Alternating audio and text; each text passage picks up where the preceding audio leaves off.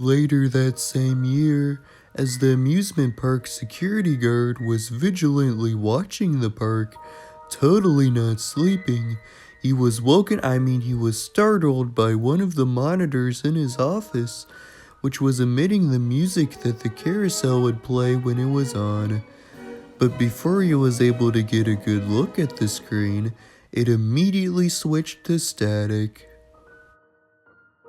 Baffled by this, the security guard decided to head out into the cool night air to investigate the carousel himself. And what do you know? The carousel was completely running by itself. And thinking that it was just a prank pulled by some teenagers who snuck onto the park, the security guard calmly went up to the carousel and attempted to shut it off manually. However, the controls were extremely complicated and he tried to push every button and pull every lever, but nothing worked, so he was met with two choices. He could either find the carousel's plug and disconnect it from the power grid, or raise his firearm and fill it with lead. So doing what any mentally stable sane adult would do, anyway, I started blasting. Bang! Bang! He chose the ladder and hit the carousel with everything he had.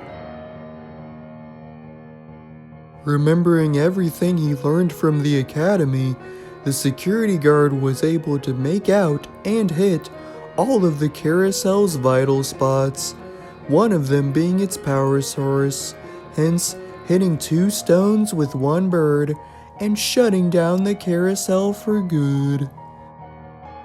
Feeling like he put in a good day's work, the security guard made his way back to his office for a good night's sleep, but he was stopped in his tracks because there was the black silhouette of a child in his way.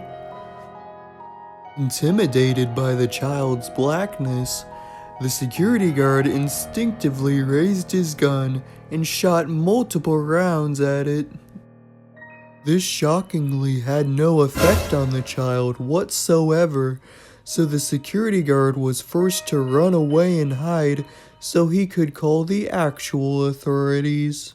15 minutes later, the police arrived at the scene and did a thorough investigation of the whole thing.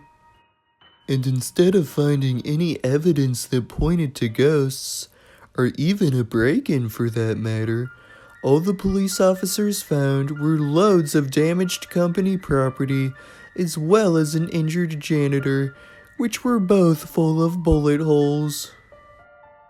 They also noticed that the spent shell casings that were right outside of the room that the janitor was in were a perfect match to the security guard's gun, which had a completely emptied out magazine, so by all looks and appearances, he was the perpetrator. And through due process, the security guard was convicted of all charges, and he still claims that he saw ghosts that night, to this day. Oh yeah, and he lost his job too. I forgot to mention that part.